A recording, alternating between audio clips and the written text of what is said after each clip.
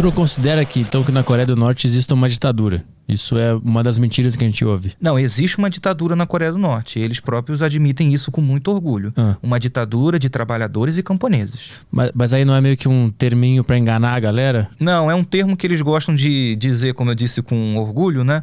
Justamente para dizer que lá existe uma classe dominante que compreende que é uma classe dominante e que quer se manter assim dentro de um processo histórico de uma revolução socialista que se desenvolve em determinadas etapas com diferentes desafios por conta de diferentes épocas, de diferentes condições materiais, inclusive, e que essa revolução possui como classe dominante justamente trabalhadores, camponeses e operários. Mas isso é uma parte, digamos assim, um pouco mais complexa do papo. Respondendo exatamente o que você perguntou, do ponto de vista de ditadura do Kim Jong-un ou de um partido único, não é uma ditadura.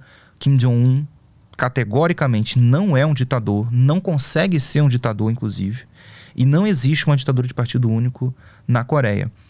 Classificar os países como ditaduras também é uma estratégia de minimizar o debate, de superficializar a questão e de querer reduzir isso. Pronto, é uma ditadura, não tem discussão, não tem o que ser visto ali. Se a gente for parar para observar, nota facilmente que a Coreia do Norte não consegue ser, a Coreia Popular, não é uma ditadura e o Kim Jong-un não é um ditador porque existe todo um sistema político muito complexo, inclusive muito mais participativo do que o sistema político que nós temos aqui e em muitos outros países que são considerados modelos de democracia, no qual as pessoas estão de fato no poder. Pra você ter uma ideia, existe uma estrutura política lá de todos os níveis, do nível mais básico de um bairro ao nível máximo, que é o nível nacional. Os trabalhadores lá, as pessoas, né, se organizam de modo um pouco diferente da gente. É um sistema parlamentarista, um parlamentarismo socialista, né? Você tem no nível mais básico os conselhos de trabalhadores. São aqueles conselhos que cuidam da política extremamente local, né, regionalizada. Então são conselhos de trabalhadores para bairros, para cidades, né? Conselho que eu estou dizendo é uma assembleia, um conjunto de pessoas que se reúne para deliberar, né, decidir, discutir sobre um assunto. Esses conselhos são democracia direta, as pessoas não precisam ser eleitas para fazer parte desses conselhos. Elas simplesmente vão e participam. Agora, subindo um pouco mais de nível, a Coreia tem subdivisões internas, assim como a gente tem os estados e tal, né? Você tem as assembleias populares locais. Essas assembleias são compostas por deputados, é proporcional, então o número de deputados de cada assembleia popular local é determinado pela quantidade de pessoas que vivem naquela jurisdição, naquele estado, por assim dizer. Esses deputados são eleitos de 4 em 4 anos em eleições diretas. As pessoas vão lá, elegem aqueles deputados, o voto é secreto, nada de ter só o Kim Jong-un na cédula, isso não acontece lá. Inclusive todas essas eleições são vistas pela ONU, a ONU manda observadores internacionais. Você tem 3 partidos diferentes lá. Você tem o principal, mais poderoso, né? É o Partido do Trabalho da Coreia, é o Partido Comunista de lá, embora não seja um partido comunista, né? Você tem o Partido Social Democrata, que é um partido bem antigo na Coreia, um partido que nasceu lá no começo com camponeses médios, cristãos, né, pessoas com ideais mais liberais. E você tem um partido chondoísta. O chondoísmo é uma filosofia própria da Coreia, né? Os chondoístas, inclusive, foram muito importantes na época da guerra contra o Japão, que eu espero ter oportunidade de falar sobre, né? E aí depois eles constituíram um partido político. É um partido com uma ideologia, o chondoísmo, que não é uma ideologia socialista, tá bem, assim, é diferente, não está politicamente ligado ao socialismo, mas tem alguns ideais que compactuam muito com o Partido do Trabalho da Coreia. Por exemplo, os chondoístas acreditam que os seres humanos são os responsáveis pela criação de um paraíso na Terra. Então isso envolveria o desenvolvimento de um sistema político justo, justiça social, igualdade econômica. Então isso dialoga com a proposta, digamos, do Partido do Trabalho da Coreia. Então tem esses 3 partidos, você pode ser deputado por esses 3 partidos. Mas se você não quiser ser de nenhum partido, você também pode ser eleito sem nenhuma coligação partidária. Você independente? Pode ser independente, candidatos independentes. E nessas assembleias populares locais. A nível nacional, nós temos uma super assembleia, que é a Assembleia Popular Suprema, composta por 600, está em 687 deputados atualmente, né? 687 deputados. Isso é, inclusive, mais do que o Brasil, que nós temos 540, não é? Deputados federais, se eu não me engano. Então, lá você tem mais deputados na Coreia Popular, né? São 687 no mesmo esquema. São eleitos a cada 4 anos. Essas eleições nunca batem com as eleições das assembleias regionais, elas são alternadas. Que nem prefeito e governador aqui. Isso, então assim, a cada 2 anos eles têm eleições, mas para cargos diferentes, entendeu? Essa Assembleia Popular Suprema é a que governa o país de fato, né? Porque ela toma as decisões de nível nacional que são aplicadas a nível regional, e o contrário, as regionais enviam demandas para essa Assembleia Popular Suprema. Essa Assembleia Popular Suprema, o Kim Jong-un é um deputado dessa Assembleia Popular Suprema. Ele foi eleito, digamos, o Kim Jong-un é um deputado federal, por assim dizer. Esta Assembleia de 687 vai eleger cargos de 3 organismos que existem dentro dela. São 3 organismos lá dentro. O Comitê de Assuntos Estatais da República Popular Democrática da Coreia, o Conselho de Ministros e o Presidium. Essas 3 organizações têm funções diferentes. O Comitê de Estado é presidido pelo Kim Jong-un. Ele foi eleito pelos 687 deputados para ser o presidente desta subdivisão da Assembleia Popular Suprema. Ele executa as políticas, né? O Presídium da Assembleia Popular Suprema, ele organiza os trabalhos da Assembleia. É ele que organiza as propostas de lei, por exemplo, ele organiza os trabalhos. E o Conselho de Ministros é onde se reúnem todos os ministérios da República, também nomeados pela Assembleia Popular Suprema em escolha da Assembleia Popular Suprema. E você tem dezenas de ministérios na Coreia, né? Não é igual aqui que a gente saiu reduzindo o máximo possível, né? Lula diz que vai recriar aí 33, né? Ministérios. Então, imagine, essas 3 organizações dentro de uma Assembleia Popular Suprema, o Kim Jong-un é líder de uma delas.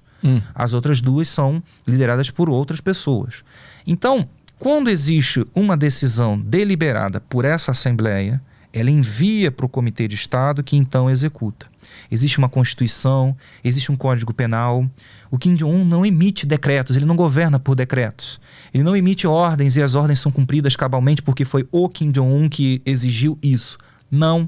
As ordens que ele sugere junto a essa comissão, a esse Comitê de Estado, que inclusive é um Comitê de Estado que dentro de si também tem uma subdivisão, então você tem lá um Politburo, né, que é uma Assembleia, a Assembleia da Assembleia. Essas decisões são enviadas para a Assembleia Popular lá dos 687 e ele não consegue governar acima disso. Ele tem limitações de poder. Então, ele não consegue ser o ditador. Agora, a gente deveria entrar em outra discussão que sim, a imagem dele é a imagem do líder supremo. Assim ele é chamado. Mas aí isso é uma outra questão um pouco mais delicada, inclusive ligada a uma tradição cultural, do qual, pra gente, acaba ficando a impressão de que sim, o Kim Jong-un é a única esfera de poder da Coreia do Norte. Você liga para ver uma notícia, quem mandou? O Kim Jong-un. Eu ia perguntar isso, se ele é só um deputado federal, por que é ele que aparece? Pois é, não é? Como Porque presidente. toda hora a gente vai ver o que acontece. É o Kim Jong-un que está presidindo alguma coisa. Ele, além de ser o presidente desse Comitê de Estado, ele acumula 2 outros cargos, né? Ele é o secretário-geral do Partido do Trabalho da Coreia, que é o partido maioritário, né? Então ele forma a maioria no Congresso. E ele, por tabela, por ser o presidente do Comitê de Assuntos Estatais, ele ganha o cargo de Marechal Supremo, ou seja, de Comandante Supremo das Forças Armadas. Tudo bem, porque no Brasil e nos regimes presidencialistas, o presidente é o comandante em chefe das Forças Armadas. Então, digamos, ele tem esses 3 cargos.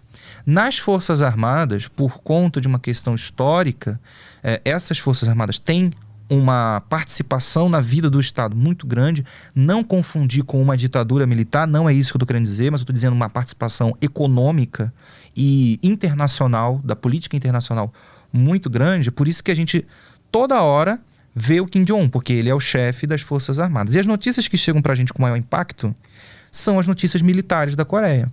As notícias que vão passar no Jornal Nacional são a que você viu, o míssil que caiu a 50 quilômetros da costa sul-coreana. Então, por isso que a imagem dele chega pra gente muito mais projetada por conta das atividades militares.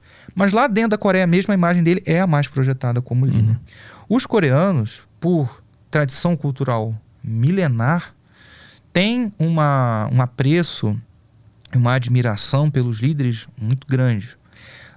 Os antecessores líderes, o Kim Il-sung e o Kim Jong-il, são pessoas extremamente respeitadas na Coreia. Quando você vai lá, você vê estátuas, pinturas, as menções a eles são muito numerosas na literatura, nas produções artísticas, né? Mas essas obras não foram feitas por eles mesmos? Aí eles projetam a própria imagem para o povo? Não existe isso? Não foi feita por eles próprios. Foi feita pelaquela sociedade, né? Um conjunto daquela sociedade que vê na liderança, historicamente, um papel importante de aglutinar, de unir um ideal comum. Isso é observável também na própria Coreia do Sul, mas ninguém critica a Coreia do Sul, mas a gente vê a Coreia do Norte somente, né? Isso é muito visto, por exemplo, na Tailândia, no Vietnã, aquelas sociedades daquela parte do mundo, assim como sociedades também aqui na África, na América do Sul também, né? Projetam na imagem do líder não a figura individual do cara infalível e do herói, mas sim, digamos, uma síntese de um projeto muito maior. Se você for parar para ver, o Kim Il-sung, que é o fundador disso que a gente chama Coreia do Norte hoje, né, que é a Coreia Popular, é uma figura extremamente popular entre os coreanos, extremamente admirada, né, e devotada, por assim dizer, né, não religiosamente, longe disso, mas muito querida, porque foi ele que lutou contra os dois piores inimigos da história da Coreia, né, o Japão e os Estados Unidos. Com 14 anos de idade, o Kim Il-sung estava no meio da floresta, né, numa montanha a menos 30 graus Celsius no norte da Coreia, fronteira com a China, fundando um movimento político para libertar o país dele da ocupação japonesa. Ele vai dedicar toda a juventude dele, toda a vida dele, a essa causa de expulsar o inimigo japonês que ocupou a Coreia em 1910, né? Na verdade, começou a ocupar a Coreia no final do século XIX, mas efetivamente em 1910.